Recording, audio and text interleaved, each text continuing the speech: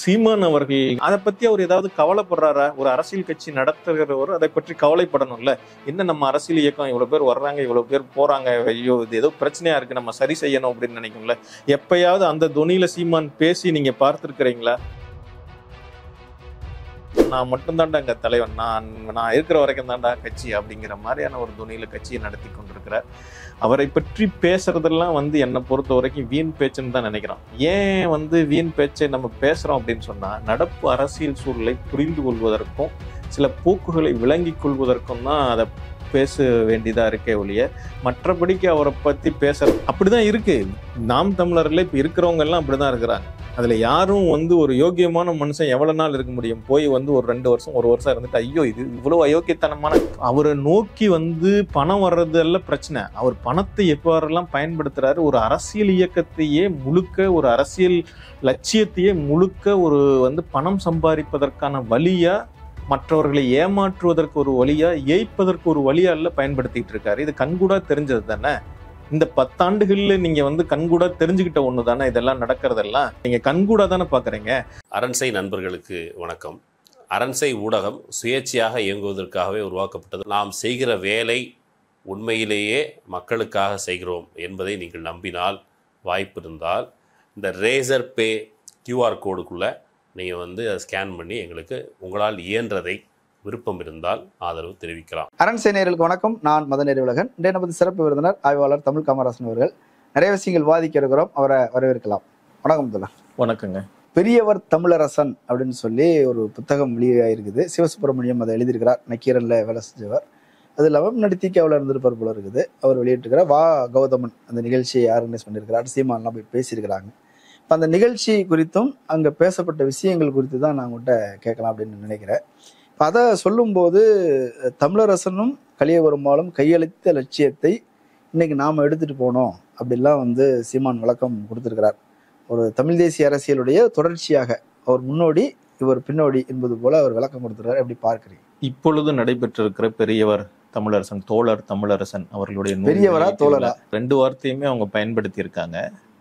ஆனா மேடைகள்ல பேசும் பொழுது பெரியவர் அப்படின்னு மட்டும்தான் பயன்படுத்தியிருக்காங்க. அதுல மனித உரிமை போராளி வழக்கறிஞர் பாலு அவர்களும் பங்கு பெற்றிருக்காங்க. அப்படிதான் அவர் அறிமுகப்படுத்துறாங்க. Civil rights மூவ்மெண்ட்டை சேர்ந்தவரா? எனக்கு தெரிஞ்சு வழக்கறிஞர் பாலு அவர்கள் எந்த சிவில் ரைட்ஸ் மூவ்மெண்ட்ல இருந்தாரு, இல்ல மனித உரிமைகளுக்காக போராடினார், குடியுரிமைகளுக்காக போராடினார்னே தெரியல. அவர் பாட்டாளி மக்கள் கட்சியினுடைய ஒரு தலைவர்கள்ல ஒருவர் அப்படிங்கிறதான் ஊருக்கே தெரிந்த உண்மை. ஆனா அந்த மேடை வழக்கமா மெயின் ஸ்ட்ரீம் மீடியாவில் இந்த 8 மணி டிபேட்ல தான் திடீர்னு ரகசிய வேடங்களை போட்டுக்கொண்டு ஆட்களை கொண்டு உட்கார வைப்பாங்க. அந்த மாதிரி அவரு, அதுக்கப்புறம் கார்ட்டூனிஸ்ட் பாலா, இப்படி பார்த்தோம்னா அது என்னமோ வன்னியர் மேடையா, வாகோதமன் இவங்களெல்லாம் சேர்த்து பார்த்தோம்னா அது வன்னியர்கள் மேடையா அல்லது தோழர் தமிழரசன் அவர்களுக்கு ஒரு நூல் வெளியீட்டு விழா நடத்தணும் அப்படிங்கிறதுக்கான மேடையானே தெரியல. இல்ல, எங்கால் ஒருத்தர் தமிழ் தேசியவாதியா இருந்திருக்கிறாரு அப்படின்றதுல பேசியிருப்பாங்க. அவர் 87ஆம் ஆண்டு மறைந்து விட்டார். 25 ஆண்டுகள் கழித்து அவருக்கு ஒரு வாழ்க்கை வரலாற்று நூல் வெளியிடணுமா அப்படின்னு கேட்டா வெளியிடணும். கண்டிப்பா இந்த மாதிரி சமத்துவத்துக்கான போராட்டத்தில் உயிர் நீத்தவர்கள், அவர்களுடைய வாழ்க்கை வரலாறுகள் அப்படிங்கிறதுலாம் நமக்கு ஒரு பாடம் அப்படிங்கிற வகையில் அவருக்கான நூல் வெளியீட்டு விழா அவசியமானதுதான். அதுல ஒன்றும் பிரச்சனை இல்லை. ஆனா அவருடைய இந்த நூல் வெளியீடு பற்றிய பல தோழர்களும் தமிழ் தேசிய இயக்க மரபுகளில் பயணிக்கிற அல்லது புரட்சிகர இயக்கங்கள் மரபில் பயணிக்கிற பல தோழர்கள் இந்த நூல் ஒரு மோசடியான ஒரு நூல், திருத்தல்வாத நூல் அப்படின்லாம் அதுக்கு முன்னாடியே எழுத தொடங்கினாங்க. சமூக ஊடகங்கள் எல்லாம் பார்த்தேன். அது ஒரு பக்கம் இருக்கட்டும், அந்த நூல் வாங்கி படித்து பார்த்தால் தெரியும். ஆனா சிவசுப்பிரமணியம் அவர்கள் இந்த மேடைகளில் பேசும் பொழுதே சீமான் அவர்கள் ஒரு கருத்தை சொல்றாரு. அவர் காட்டிலிருந்து வீரப்பனை கண்டுபிடித்து கொண்டு இந்த நாட்டிற்கு காட்டினார். அதுபோல இப்பொழுது நாட்டிலிருந்து தமிழரசன் அவர்களை கண்டுபிடித்து கொண்டு காட்டுகிறார் அப்படின்னு சொல்றாரு. எனக்கு தெரியல. வீரப்பன் அப்படிங்கிறவர் ஒரு சோசியல் பேண்டிட், சமூக கொள்ளைக்காரர் அப்படின்னு சொல்லலாம். ஆனா தமிழரசன் அவர் ஒரு கொள்ளையர் அல்ல. அவர் மார்க்சிய லெனினிய இயக்கங்களில் தொடங்கின 1967ஆம் ஆண்டு தொடங்கின அமைப்பிலேயே பங்கேற்றவர். இந்தியாவில் மார்க்சிய லெனினிய இயக்கங்களுக்கு ஒரு நீண்ட வரலாறு உண்டு. அந்த வரலாறு முன்னும் பின்னுமானது, ரொம்ப சிக்கலானது, இப்போ நீண்ட மாற்றங்களும் கொண்டது. ஆரம்பத்தில் தொடங்கும் பொழுது அவங்க ஒரு சாகச இயக்கமாகத்தான் தொடங்கினார்கள். இன்னைக்கு சாரும் ஜும்தாரை பற்றி மற்றவர்கள் விமர்சிப்பதை விட மார்க்சிய லெனினிய இயக்கங்களே கூடுதலாக விமர்சிக்கின்றன. அதுபோல தமிழரசன் அவர்கள் 87 வரைக்கும் உயிரோடு இருந்தார். அதுபோல அவர் நீண்ட அரசியல் வாழ்க்கை, அந்த ஒரு 67ஆம் ஆண்டு இந்த இயக்கம் தொடங்கி 20 ஆண்டுகள் அந்த இயக்கங்கள்ல பயணித்த அவருக்கு வந்து ஒரு மாறுபட்ட வரலாறு ஒன்று உண்டு. இப்ப வந்து அவர் இடையில சிறு வயதில் இந்த இயக்கத்துக்கு வந்து சேர்ந்திருந்த பிறகு கைது செய்யப்பட்டார். கைது செய்யப்பட்ட பிறகு 82, 83ஆம் ஆண்டுகளில் வெளியில் வந்தார். அப்பொழுது இங்கு இருந்த எம்எல் பீப்புள்ஸ் வார், மார்க்சிய லெனிய பீப்புள்ஸ் வார் அமைப்பை சேர்ந்த தோழர்கள் மற்றவர்கள், ஏஎம் கோதண்டராமன் மற்றவர்கள், அவர்களுக்கெல்லாம் கருத்து முரண்பாடு வந்தது. அதனால் அவர் அப்பொழுது தனியாக ஒரு மாநாடு நடத்தினார். அன்னைக்கு வந்து புரட்சிகர இளைஞர் முன்னணி ஒன்றும் தடை செய்யப்பட்ட இயக்கம் இல்ல, RYL. அதுக்கு வெளிப்படையாக தான் ஒரு பொதுக்கூட்டம், ஒரு பெரிய மாநாடு நடத்தினாங்க. அந்த பெண்ணாடம் மாநாட்டில் அவர்கள் தனியாக ஒரு அறிக்கை வைத்து வெளியில் போனாங்க. அது தமிழரசன் அவர்களுடைய இந்த இயக்க வாழ்க்கையில், மார்க்சிய இயக்கங்களுடைய வாழ்க்கையில் 2 முக்கியமான பங்களிப்புகள் இருக்கின்றன என்று நான் நினைக்கின்றேன். முதலில் வந்து 1967ஆம் ஆண்டு தொடங்கப்பட்ட அந்த இயக்கத்தில் ஒரு மாற்றத்தை ஏற்படுத்தி இது மக்கள் சார்ந்த இயக்கமாக இருக்க வேண்டும் அப்படின்னு சொல்லி ஒரு கூட்டக்குழு இயக்கம் இதெல்லாம் அவர் தான் கட்டினார். மக்களுடைய அன்றாட வாழ்க்கை பிரச்சனைகள், கூலி பிரச்சனை, குத்தகை பிரச்சனை, இப்படியான பிரச்சனைகளில் பங்கெடுத்து ஒரு இயக்கத்தை நடத்த வேண்டும் அப்படிங்கிற ஒரு மாற்றத்தை ஏற்படுத்த முயன்றார். அது ஒரு முக்கியமான பங்களிப்பு. அது ஒரு லட்சியவாத, ஒரு சாகசவாத தன்மையில் இருந்தாலும் இப்படியான ஒரு மாற்றத்தை கொண்டு வர வேண்டும் என்று நினைத்தார். இரண்டாவதாக அவர் சிறைக்கெல்லாம் சென்று வந்த பிறகு 83ஆம் ஆண்டுகளில் அவர் செய்த மிக முக்கியமான மாற்றம் சாதி ஒழிப்பு அப்படிங்கிறத மிக முக்கியமான மையமாக ஒன்றை முன்வைத்தார். சாதி ஒழிப்பு, மக்கள் விடுதலை, இது தனித்தமிழ்நாடு விடுதலை அப்படிங்கிற இந்த 3 புள்ளிகளையும் இணைத்தவர்கள் இதற்கு முன்பே தமிழ்நாட்டில் இருந்தார்கள். பெரியார் அப்படிப்பட்ட ஒன்றை தான் இந்திய யூனியனில் இருக்கும் வரை, இந்த இந்திய யூனியன் என்பது சாதி காப்பாற்றக்கூடிய அமைப்பு, இதில் இருக்கும் வரை எங்களுக்கு விடுதலை ஒன்றுமில்லை, அதனால் இதிலிருந்து வெளியேறுவதுதான் எங்களுக்கு விடுதலை என்று சொன்னார்கள். இதற்கு மாறாக திராவிட முன்னேற்ற கழகம் இன்னும் கொஞ்சம் பெரிதாக டிராவிடியன் ஃபெடரல், திராவிட நாடு என்கிற ஒரு கூட்டாட்சியை ஒன்றை கற்பனை செய்தார்கள். ஏனென்றால் இந்தியா என்பது ஒரு போலியான கூட்டாட்சியாக இருக்கிறது. உண்மையான கூட்டாட்சி நாங்கள் ஒன்றை உருவாக்குவோம், மொழி வழி பிரிந்து இன வழி ஒன்று சேர்வோம் என்பது கூட அவர்களுடைய முழக்கங்களில் ஒன்று. இப்படிப்பட்ட ஒரு நாட்டை, ஒரு கூட்டாட்சி நாட்டை அவர்கள் கற்பனை செய்தார்கள். அவர்களும் அப்பொழுது சோசலிசம் எல்லாம் பேசிக் கொண்டிருந்தவர்கள் தான், சமத்துவம் பற்றி பேசிக் கொண்டிருந்தவர்கள் தான். பெரியார் அதை பற்றி தீவிரமான அக்கறை உடையவர் தான். இந்த தன்மையில் இந்தியா முழுமையான புரட்சி என்பதிலிருந்து இந்திய அமைப்பை புரிந்து கொள்வதில் தமிழரசன் அவர்கள் இன்னும் கொஞ்சம் கூடுதலாக இந்திய நாடு என்பது பார்ப்பன பனியா வர்க்கத்தினுடைய வகுப்பினுடைய ஆதிக்கம் அமைப்பு தான் இந்திய நாடு என்பது, அதில் இந்திய குடியரசு என்று சொல்லக்கூடிய ஒன்று என்று அதன் மீது விமர்சனங்களை வைத்து அதிலிருந்து சாதி ஒழிப்பு, சமூக விடுதலை, சமத்துவ பாதை என்பதை முன்வைத்தவர். இது வந்து மிக முக்கியமான ஒரு பங்களிப்பு. ஆனால் அவர் இந்த 83ஆம் ஆண்டு பிரிந்து வந்து தனியாக அமைப்பு தொடங்கி அமைப்பை நடத்த முயல்கிற அதே தருணத்தில் அவரும் அதே ஆயுத போராட்டத்தை தனியொரு வழியாக, அது மக்கள் மயப்பட்டதாக இல்லாமல் தனியானதாக அவருடைய காலத்தில் அப்படித்தான் நடந்தது. அது அவருடைய பிரச்சனையும் இயக்கத்தினுடைய பிரச்சனையும் எல்லாம் சேர்ந்தது. அந்த இதில் ஒரு பிரச்சனையில் அவர் கொல்லப்படுகின்றார், காவல்துறையால் கொல்லப்பட்டார் என்பது ஒரு இல்லையா, மக்கள் அடிச்சு கொண்டதான் அந்த புத்தகத்தில் எழுதியிருக்கிறதா சொல்றாங்க. அவருடன் பங்கேற்ற எல்லா தோழர்களும் சொல்வது அப்படித்தான். வந்து காவல்துறையால் இந்த செய்தியைத்தான் வந்து மற்ற தோழர்கள் எல்லாம் விமர்சனத்திற்குள்ளாக்குகிறார்கள். சரி, இப்படி ஒரு தமிழ் தேசிய இடதுசாரி இயக்கங்களிலிருந்து, குறிப்பாக மார்க்சிய லெனிய இயக்கங்களிலிருந்து தோன்றிய அவர் தமிழ் தேசியம் என்றால் தனித்தமிழ்நாடு மட்டுமல்ல, தனித்தமிழ்நாடு வாங்குவது மட்டுமல்ல, தனி ஈழம் வாங்குவது விடுதலை புலிகள் சொன்னது போல் மட்டுமல்ல, அது வெறும் பேச்சளவில் சோசலிச தமிழீழ தாயகம் என்று அவர்கள் சொன்னார்கள். இவர்கள் பேச்சளவில் மட்டுமல்ல, சொல்லளவில், செயலளவில் கட்சியின் சித்தாந்தமே அதுதாக முன்வைத்தார்கள். விடுதலை புலிகள் எங்குமே சாதி ஒழிப்பு என்பதை வெளிப்படையாக பேசவில்லை. ஆனால் தமிழரசன் அவர்கள் சாதி ஒழிப்பு என்பதை மையமான ஒன்றாக முன்வைத்தார். அதற்கு முன்பே மார்க்சிய லெனிய இயக்கங்கள் எல்லாம் சாதி ஒழிப்பு பற்றி, இந்த வர்க்க வேறுபாடுகள், விவசாய தொழிலாளர்கள் என்பதை பற்றி எல்லாம் பேசியிருந்தாலும் கூட இந்த பார்ப்பனர்களாதார இயக்க தரப்பிலிருந்து கம்யூனிஸ்ட் இயக்க தரப்பிற்கு சாதிய ஒழிப்பு என்கிற ஒரு மையமான சிந்தனையை உள்கொண்டு சென்றவர் தமிழரசன் அவர். ஒரு மக்கள் மயமான அரசியல் போக்கை உருவாக்குவதில் இன்னும் அங்கு பல தடைகள் இருந்தன என்பது எல்லோருக்கும் கண்கூடாக தெரியும். இப்படிப்பட்ட ஒரு வாழ்க்கை வரலாற்றை எழுதும் பொழுது அதற்கு ஒரு கூர்மையான அறிவு, கூர்மையான விமர்சன பார்வை இதெல்லாம் தேவை. ஒரு புலனாய்வு பத்திரிகையாளரால் அதை எழுத முடியுமா, அப்படியான ஒரு கூர்மையான விமர்சன பார்வையும் இதையும் வரலாற்றையும் படைக்க முடியுமா என்பது எனக்கு தெரியவில்லை. அது இருக்கட்டும் ஒரு புறம்.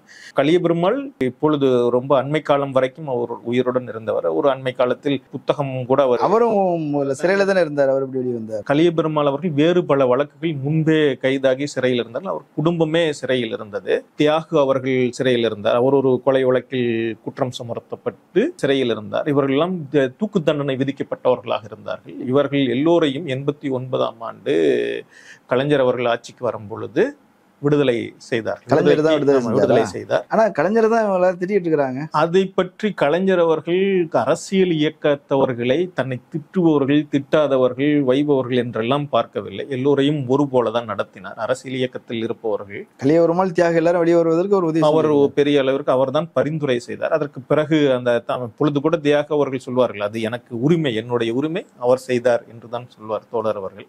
நான் அதை நன்றி கடனாக நான் திருப்பி செலுத்த வேண்டும் என்பது அவசியமில்லை, அரசியல் ரீதியாக நான் விமர்சனம் செய்வேன் என்றெல்லாம் சொல்வார்கள்.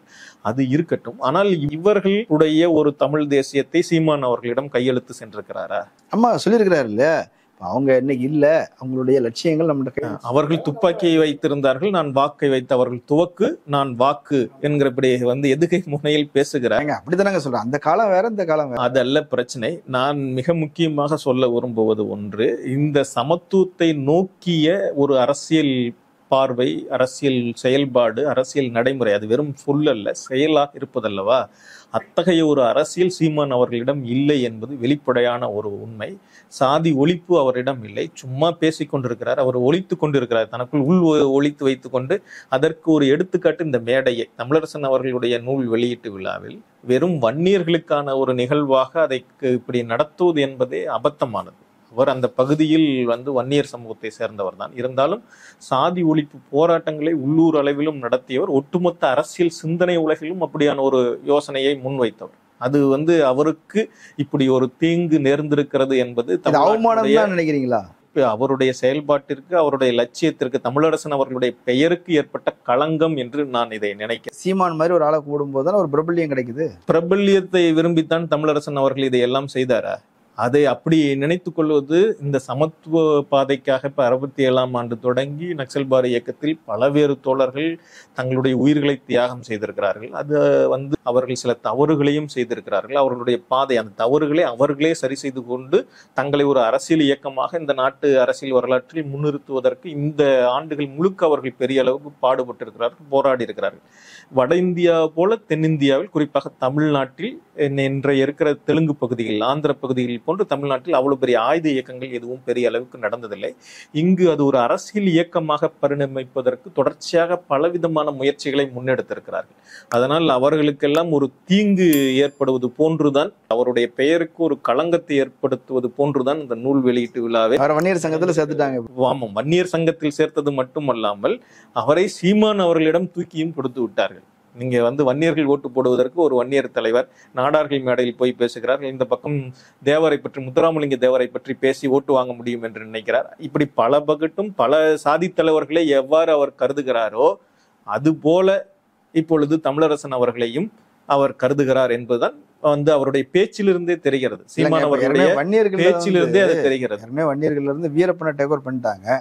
அவரே தமிழ் தேசியவாதி தான் சொல்றாங்க. இப்ப எதுக்கு மறுபடியும் தமிழரசன்? இல்ல, வீரப்பன் அவர் ஒரு கொள்ளைக்காரர், அவர் காட்டிலேற வாழ்ந்தார் அப்படிங்கிறதெல்லாம் தெரிந்த ஒரு விஷயம் தான். அவர் ஆனா மற்ற கொள்ளைக்காரர்கள் போல தன்னலத்தின் மட்டும் செயல்படல. அவருக்கு சில பொதுநல இது இருந்தது. அவர் கடைசி காலத்தில் தமிழ் தேசியவாதிகள் சில பேர் அவருடன் சேர்ந்து வித்தியாசமாக வேறு மாதிரி செயல்பட முயன்றார்கள். அதுவும் அந்த செயல்பாடுகளும் முன்ன போகல.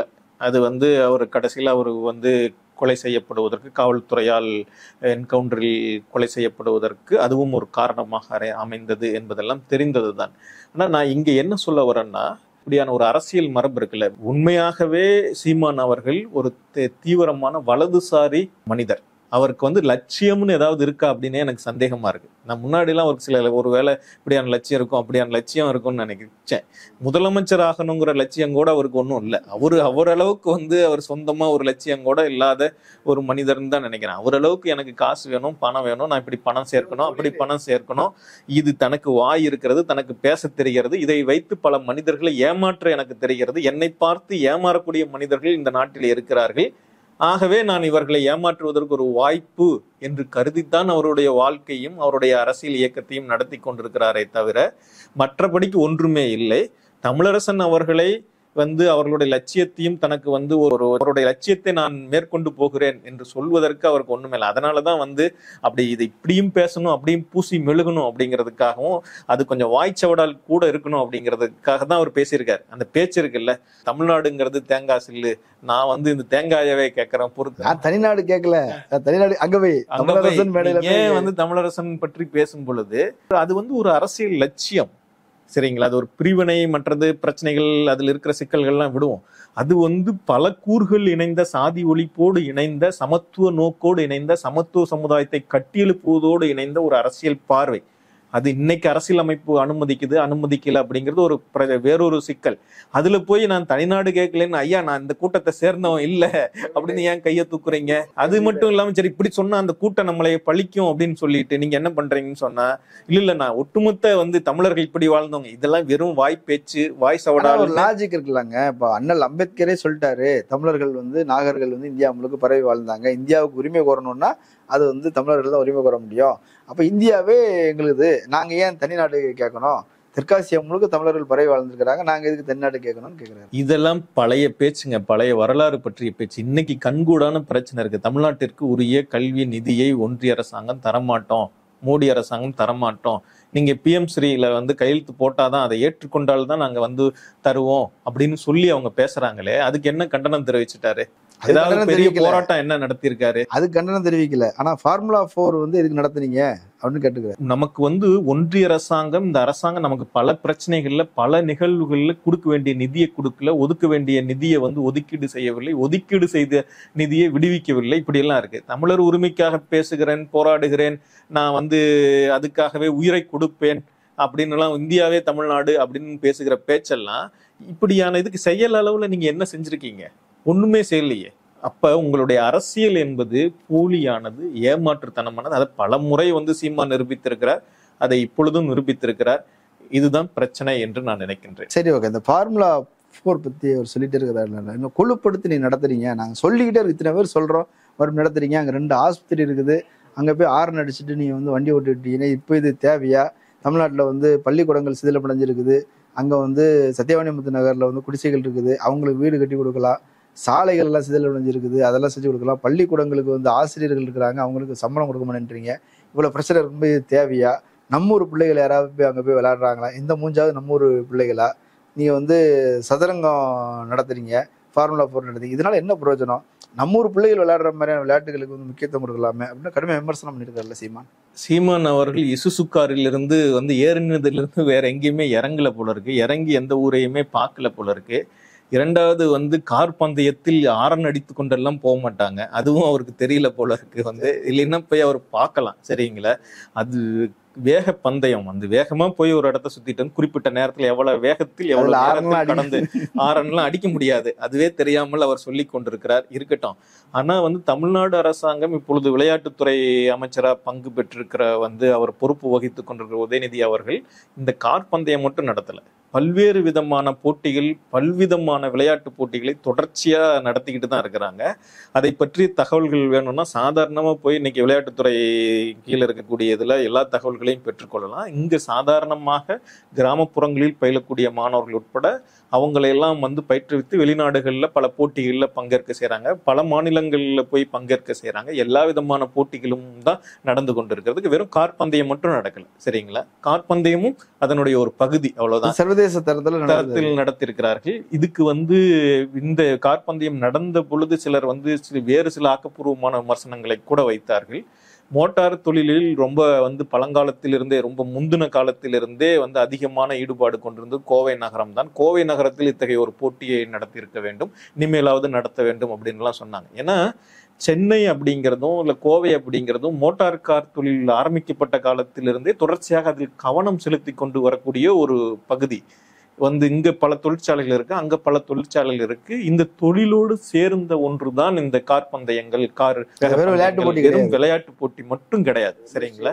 இது இண்டஸ்ட்ரியலோட சேர்ந்ததுதான். இது அவருக்கு சொன்னாலும் புரியுமா இல்ல சொல்லாட்டிலும் புரியுமா என்னமான்னு தெரியல. இது மட்டும் பல ஆடு, புல்லு, வைக்கோல் இது தெரியுது.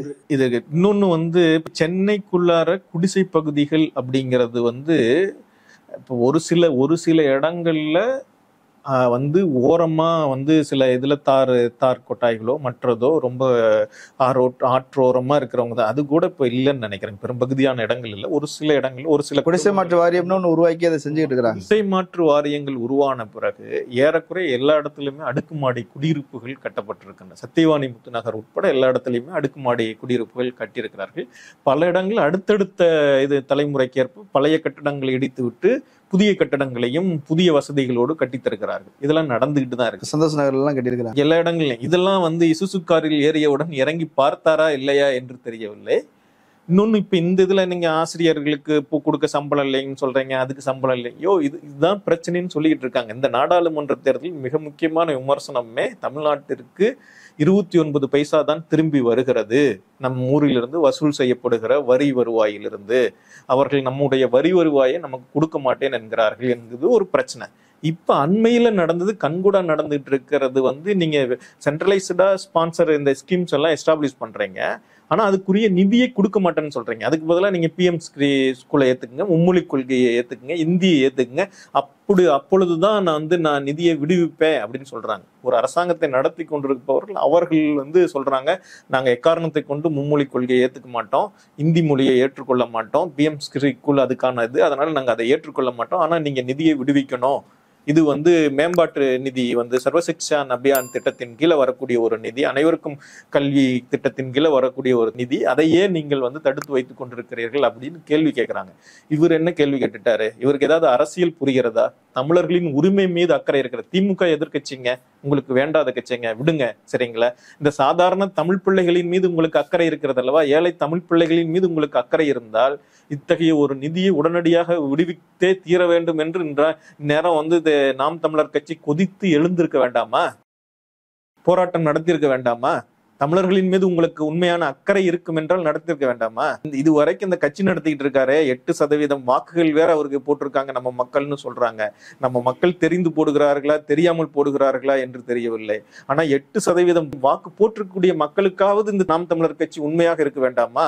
அந்த மக்கள் பாதிக்கக்கூடிய பிரச்சனைகளிலாவது குரல் கொடுக்க வேண்டாமா? போராட்டம் நடத்திருக்க வேண்டாமா? ஒன்னும் நடத்தலையே. அந்த பிரஸ் மீட்லயே சொல்றாரு, நீங்க போராட தொடங்குங்க, நாங்க வந்து பக்கத்துல நிக்கிறோம் அப்படின்னு சொல்றாரு. இல்ல, அவரு நிறைய போராட்டங்கள் வந்து மக்கள் நடத்தக்கூடிய போராட்டங்கள். நீங்க வந்து ஆசிரியர்கள் போராட்டம் நடத்துவாங்க, இவர் போய் பேசிட்டு வருவாரு. செவிலியர்கள் போராட்டம் நடத்துவாங்க, இவர் போய் பேசிட்டு வருவாரு. இது போல வந்து ஒவ்வொரு விஷயமும் அவங்கவுங்க நடத்திக்குவாங்க. இவர் வந்து ஒரு கெஸ்ட் அப்படி போயிட்டு விருந்துக்கு போயிட்டு வந்த மாதிரி, கல்யாணத்துக்கு போயிட்டு வருவாங்க இல்லையா, அந்த மாதிரி போயிட்டு வர. இவர் நடத்தின போராட்டங்கள் எத்தனை இருக்குது? இவர் வந்து எல்லா மேடைகளிலும் ஏறி அந்த மேடைகளில் புகழ் பெற வேண்டும் என்று நினைக்கிறாரே ஒழிய, இப்ப வந்து நாம் தமிழர் கட்சி ஒரு தேர்தல் கட்சி தான் சரிங்களா, திமுகவும் ஒரு தேர்தல் கட்சி தான். திமுக எதிர்கட்சியா இருந்த பொழுது தொடர்ச்சியா போராடி இருக்காங்க. இதை விடுங்க, 1967 ஆட்சிக்கு வருவதற்கு முன்பு கட்சி தொடங்கப்பட்டதிலிருந்து 47 வரைக்கும் அவங்க பல பெரிய இயக்கங்களை முன்னெடுத்திருக்காங்க. அதுல ரொம்ப மிக முக்கியமான இயக்கம்னு சொன்னா கைத்தறி நெசவாடைகளை நீங்க வந்து அவங்களுக்கு ஊக்குவிக்கணும், அவங்களுக்கு நூல் விலை குறைச்சலா இருக்கணும், அந்த ஆடைகளை வந்து இது பண்ணணும். அதுக்கு பிறகு ஆட்சிக்கு வந்த பிறகு ஒரு புதிய முறையவே உருவாக்குனாங்க. கைத்தறி நெசவாடைகளை வாங்கி வந்து தீபாவளிக்கு இல்ல பொங்கல் பரிசுல வந்து ஒரு பகுதியா அதை சேர்த்தாங்க இல்லையா, பொங்கல் இதுல அந்த மாதிரி. அதுக்கப்புறம் வந்து அதுக்காக பெரிய நிறுவனங்கள் உருவாக்குனாங்க. இப்படி தொடர்ச்சியா வந்து அவங்க வேலைகளை செஞ்சிருக்காங்க இல்லையா. அந்த போராட்டமும் இவர்கிட்ட இல்லை. இவர்கிட்ட என்ன நோக்கம் இருக்குது அப்படின்னு தெரியல. இவர் சொல்றது எல்லாமே வெறும் வாய்ச்சவடாலாக ஒரு ஏமாற்று கதைகளாக கதை விடுகிற மனிதரா அல்லவா இருக்கிறாரு.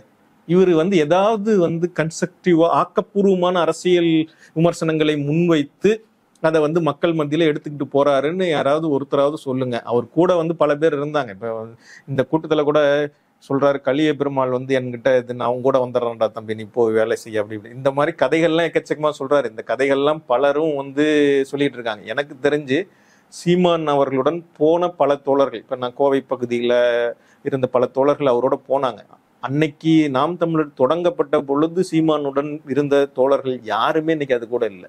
யாருமே அவங்க கூட இல்லை. அப்பனா உங்ககிட்ட என்ன லட்சியம் இருக்கு? உங்ககிட்ட உண்மை இருக்குதுங்கிறதுக்கு எதுதான் அத்தாச்சு? சரி, அன்னைக்கு வந்தவங்க லட்சியவாத உணர்வுல வந்தவங்க, நீ அவங்களாம் வெளியே போயிட்டாங்க. உண்மையான மக்கள் நலன் மீது அக்கறையோடு இருந்த பல பேரும் அவர் கூட போனாங்க. கண் கூட நான் பார்த்திருக்கேன். பல பேர் அப்படி போனவங்களா இருந்தாங்க. இன்னைக்கு யாருமே அவங்க அமைப்புகள் இல்லையே. நீங்க சொல்றீங்க அவங்க எல்லாம் மாறிட்டாங்களா? அவங்க எல்லாம் இன்னும் அதே லட்சியத்தோட அதே மக்கள் நலன் பிரச்சனைகள்ல பங்கெடுக்கிறவங்களா தான் அந்த இருந்திருக்காங்க. பகுதியில் இருக்கிறாங்க. அதே இன்னும் ஏழ்மை சாதாரண மனிதர்களா தான் இருந்திருக்காங்க. ஆனா நீங்க என்ன பண்ணிருக்கீங்க? இதுக்குள்ளார இசுசு கார் வாங்குவவர்களா, பல இடங்கள்ல வீடு வாங்குவவரா, பல இடங்களை வளைத்து போடுகிறவரா எல்லாம் மாறிட்டீங்க. பல சொத்துக்களை, பல கோடிக்கணக்கான சொத்துக்களை வைத்திருக்கக்கூடியவரா மாறிட்டீங்க. ஆனா கட்சி வளர்ந்திருக்குதுன்னு சொல்றீங்களே, கட்சியில வேற யாருமே வளர்ந்த மாதிரி தெரியல. மக்களுடைய பிரச்சனைகளுக்காவது குரல் கொடுத்திருக்கிறீங்கன்னா அப்படியும் எதுவும் கொடுக்கல. எதுக்குதான் அரசியல் இயக்கம் நடத்திட்டு இருக்கீங்க? வெறும் பணம் சம்பாதிப்பதற்காக ஒரு அரசியல் கட்சியை நடத்தி கொண்டிருக்கிறீர்களா? சரிங்க, இப்போ நீங்க பணம் சம்பாதிக்கிறாங்க அது நிறைய சொல்றீங்க. ஆனா 8.5% வாங்கி அங்கீகாரத்தை பெற்றுட்டாங்க. இனி இப்போ அவங்களுக்கு தெரிஞ்சிருச்சு தான் நம்மளுடைய லெவல் அப்படின்னு தெரிஞ்சிருச்சு. 2026 விஜயோட கூட்டணி அப்படின்ற மாதிரி வரைக்கும் அவங்க பேசியிருக்கிறாங்க. லாங் டிரைவ் போயிருக்கிறாங்க. அது இல்லாம யாரெல்லாம் கட்சியில கூப்பிடலாம், கூட்டணிக்கு கூப்பிடலாம், விசிகாவை கூப்பிடலாம், தமிழக வாழ்வுரிமை கட்சியை கூப்பிடலாம், சிபிஎம் சிபிஐ கூப்பிடலாம். ஏன்னா ஏற்கனவே அவங்க விஜயகாந்த் அவர்லாம் கூட்டணி வச்சிருக்கிறாங்க, நிச்சயமா வருவாங்க. இப்படியெல்லாம் சீமான் அவர்கள் ஹோப் கொடுத்துருக்குற. அப்படி தமிழர் குடிகள் எல்லாம் அப்படி ஒன்று சேர்த்து ஒரு ஆட்சியை பிடிச்சிட முடியுங்கிற அளவுக்கு போய்கிட்டு இருக்கிறாரு இல்லையா? இப்படியான ஒரு யோசனையோட தான் போனதா சொன்னாங்க. அதை பற்றி ஒரு வதந்திகள், பேச்சுக்கள் எல்லாம் கூட போகுது. லாங் டிரைவ் போயிட்டு வந்திருக்கிறாங்க. புலனாய்வு பத்திரிகைகள் எல்லாம் எழுதுனாங்க. அவரு என்ன நடந்ததுன்னு இப்படிலாம் நீட்டமா பேசிக்கிட்டு போகும் பொழுது, வாடா தம்பி எல்லாம் நான் பாத்துக்கிறேன், அதை பார்த்துக்கலாம், இதை பார்த்துக்கலாம், நம்ம தான் அடுத்ததான் ஆட்சி அமைக்க போறோம் எல்லாம் சொன்ன பிறகு அவங்க விஜய் தரப்புல இருந்து சொல்லப்பட்டது என்னதுன்னா, நீங்க விஜய் அவர்களை தலைவராக ஏற்றுக்கொண்டுதான் பயணிக்கணும். ஏன்னா நானே ஒரு தலைவன், எனக்கு ஒரு தலைவனா அப்படின்னு சொல்லி வெளியில சொல்றாங்க. அவருக்கு இவரை விட அவருக்கு செல்வாக்கு அதிகம். அப்ப நான் தான் கூட்டணிக்கு தலைவர்னு சொல்லதானே செய்வாரு. சொல்லுவாங்க. ஒரு அரசியல் கட்சிகள்ல சொல்றதுங்கிறது வேற. உண்மையா என்ன நடந்ததுன்னு எனக்கு தெரியல. ஆனா எனக்கு தெரிஞ்சு இப்ப விஜய் கூப்பிட்டு இவர் போய் பேசினாரு, போனாரு, வந்தாரு அப்படிங்கறதெல்லாம் ரொம்ப எதிர்பார்த்துட்டு இருந்தாங்க, ஆர்வமா இருந்தாங்க. எல்லாரும் ஆர்வமா இருந்தாலும் கூட எனக்கு தெரிந்து சீமான் அவர்கள் இனிமே எந்த கட்சி கூடயுமே கூட்டணி வைத்துக் கொள்ள மாட்டாருன்னு தான் தோணுது. ஏன் அப்படின்னு சொன்னா, அவருக்கு இதுவே பெரிய லாபம் தரக்கூடிய ஒரு தொழிலா இருக்கு. இந்த கட்சிக்காரங்க கிட்ட சொல்லி இவ்வளவு பணம் வாங்குறது, அந்த கட்சிக்காரங்க கிட்ட எங்க யார் பணம் கொடுக்குறாங்களோ அங்க வாங்கிட்டு இது பண்றது, அவர் வேட்பாளர் போடுறது, இந்த எலக்ட்ரல் பாலிடிக்ஸ்ல வேட்பாளர் போடுறது, இது பண்றது, எவ்வளவு ஓட்டு வாங்குறது, எந்த இடத்துல இவருக்கு ஒரு 5000 ஓட்டு அதிகமா இருக்கா, நீ அந்த ஓட்டை எனக்கு திருப்ப முடியுமா, இது பண்ணுவியா, அதை பண்ணுவியா அப்படின்னு சொல்லி யாருக்கிட்டையாவது ஒரு பணத்தை வாங்குறது, சரிப்பா உனக்கு இதை செஞ்சு தரேன் அப்படின்னு பணத்தை வாங்குறது, இந்த மாதிரியான ஒரு பிரச்சனை இருக்குது இல்லையா? அப்படியான ஒரு அரசியலையே அவர் செஞ்சுக்கிட்டு இருக்காரு. வெறும் எல்லாவற்றையும் தன்னுடைய கட்சிக்காரர்களையே பலியிட்டு வாக்கரசியலை செய்யக்கூடிய ஒரு அரசியல் தலைவரா, தன்னிகரற்ற ஒரு அரசியல் தலைவரா வளர்ந்து அவங்க கட்சியில இருந்து விலகி வந்தவர்கள் தனியா ஒரு கட்சி ஆரம்பிச்சிருக்காங்க, புரட்சி தமிழர் கட்சி அப்படின்னு சொல்லி ஆரம்பிச்சிருக்காங்க. அவங்களும் சொன்ன அதே குற்றச்சாட்டுகள் அவங்களும் சொல்றாங்க. இந்த மாதிரி எல்லா இடங்கள்லயும் பிஜேபிலையும் பணம் வாங்குறாரு, திமுகவிலையும் பணம் வாங்குறாரு சொல்றாங்க. அது சாத்தியமா? அது பல இடங்கள்ல அது சாத்தியமாங்க. எலக்ட்ரல் பாலிடிக்ஸ்ல உள்ளூர் அளவுல சில இடங்கள்ல இப்போ ஒரு 100 ஓட்டு தேவையா இருக்கு, என்ன பண்றது, மூக்கால் அழுதுற வேண்டியதான் அப்படிங்கிற கணக்கு மாதிரி இருக்கும்.